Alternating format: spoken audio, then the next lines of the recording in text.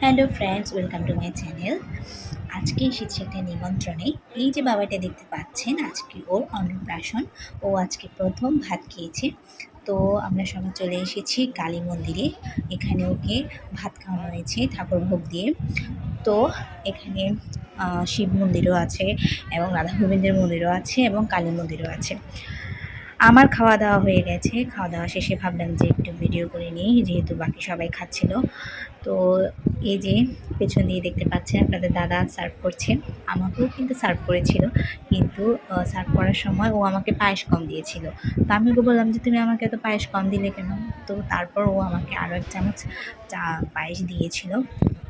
আর এখানে আমার ভাগ্নিরা, দুষ্ট ভাগ্নিগুলো কী করছে দেখুন, একদম গড়াগড়ি খাচ্ছে। মনে হচ্ছে এটা ওদের ঘরের বিছানা। মন্দিরে আসলেই ওরা এরকম দৌড়াদৌড়িগুলো করে। এই যে এখানে দেখতে পাচ্ছেন আমার ননদিনী বাবাটাকে করে নিয়েছে। বাবাটাকে কিন্তু পাঞ্জাবি মালা এবং কপালে সাজানো হয়েছিল। দুপুরবেলা অনেক গরম থাকার কারণে ওর পাঞ্জাবিটা চেঞ্জ করে ওকে গেঞ্জি পরিয়ে দেওয়া হয়েছে।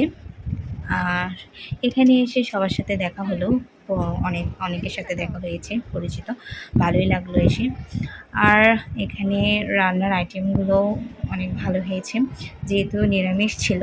তো এখানে 9 রকমের রান্না হয়েছিল। অন্ন, বেসন ভাজি, 5 মিশালি সবজি ভাজি, মুগ ডাল, বুটের ডাল, নারকেল দিয়ে লাবড়া, আলু দিয়ে ছানা তরকারি, টক, পায়েস, মিষ্টি। এই যে এগুলোই ছিল, সবগুলো অনেক মজা হয়েছে। তবে ছানাটা একটু কম ভালো লাগে আমার, ওইটা একটু ভালো লাগেনি। এই প্রোগ্রামটা ছিল আমার মিনাল স্যারের ছোট ছেলের অন্নপ্রাশন। যদিও বিয়ের পর উনি আমার দাদা হয়ে গেছে, তারপর আমি আগে থেকে স্যার বলতাম, তাই এখনও স্যারই বলি।